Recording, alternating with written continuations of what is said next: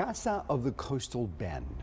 An amazing organization that we have here in South Texas. Yep, they're all over South Texas, and they do an incredible job representing and being the voice of those who may not have a voice because they're children. That's right. Linda Lindsey joins us next. She is a retired coach, teacher, and a mom, and also an advocate and CASA volunteer. So, Linda, what was your role in the education system, and how has your experience in those roles shown you why children in foster care need a CASA volunteer?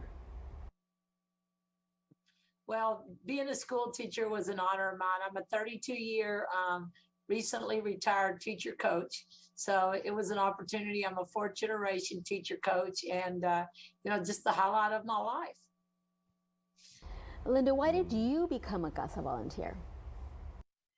Well, when I retired 3 years ago, I was looking for a new purpose.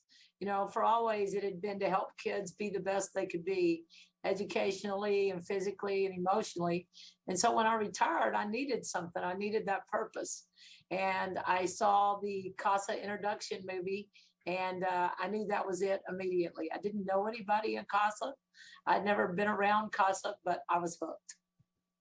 And that is what we've heard over and over, and that's what it takes right there, is to go in for one of their kind of briefings as far as what a CASA volunteer does. So, Linda, how has your involvement with the children you served impacted their educational performance and goals? Oh, gracious. I tell you, we have kids that are straight A students. We had a young lady last year from Miller High School that was one of my CASAs, and she left. She's the first person in her class, in her family, to ever go to college. And she is going to university in the Houston area on a partial scholarship. Then I had another student who was a dropout, and he's now coming back to CCISD.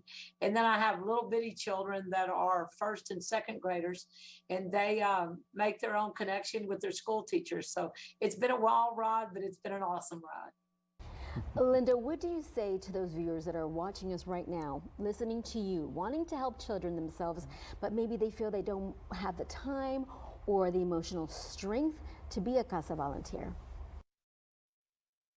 Well, first of all, CASA takes care of you. We have a lot of different things and a lot of different ways to help kids. Maybe it's being a volunteer. Maybe it's going out and getting donations. Maybe it's wrapping and giving Christmas presents. So there's lots of opportunities. Don't use that as an excuse. Use that as a challenge. You will find a gift that will help a CASA kid. And not only will you help the CASA kid, but you'll be blessed also. Linda, I want to thank you so much for being on the show. We do appreciate this so very much. Would you say that someone who wants to become a CASA volunteer, they're not sure they have it, they don't have the time, right? And so we want to encourage them, right? That's right. Through our program here, to look into CASA. If you have spare time, look into CASA and see if that may fit with what you want to give back to your community. I agree, and there's so many children that do need an advocate, someone to speak for them. So if you feel that this could be you, please reach out to CASA. Indeed. Linda Lindsey, thank you so much for being on the show today. We appreciate you.